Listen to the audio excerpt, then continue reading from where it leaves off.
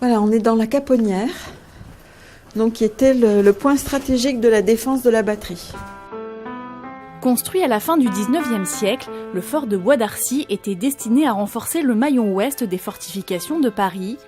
Il fut un établissement militaire jusqu'en 1945, puis géré ensuite par le ministère de la Culture. Investi par le CNC, le Centre national du cinéma et de l'image animée, il accueille officiellement depuis juin 1969 les archives françaises du film. 5 hectares sont entièrement dédiés à la conservation, la restauration et la valorisation du patrimoine cinématographique français.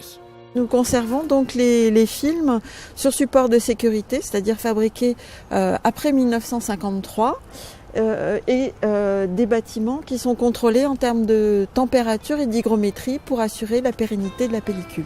3 grands silos gardent précieusement à une température d'un peu plus de 12 degrés les supports plus contemporains. Pour les supports plus anciens, sur nitrate de cellulose, étant donné leur caractère inflammable, ils sont répartis dans 236 cellules. En tout, un peu plus d'1 million de bobines de films sont conservées sur le site de Bois d'Arcy. Ces bobines, en fait, n'appartiennent pas au CNC, mais elles appartiennent à des déposants qui nous ont confié ces collections et que nous conservons pour eux. Donc toutes ces personnes qui ont déposé ces boîtes sont tout à fait libres, bien évidemment, de les faire sortir temporairement pour des projections, pour des travaux en laboratoire ou même définitivement s'ils le souhaitent également. 80 personnes travaillent ici, un site de travail qui n'a pas vocation à accueillir le public en raison des produits chimiques hautement inflammables qu'il renferme.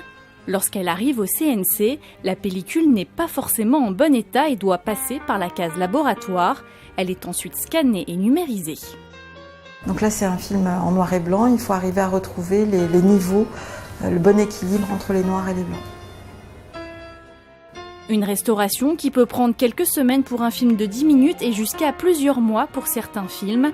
9 mois ont par exemple été nécessaires pour le film Les Misérables d'Henri Fescourt de 1925.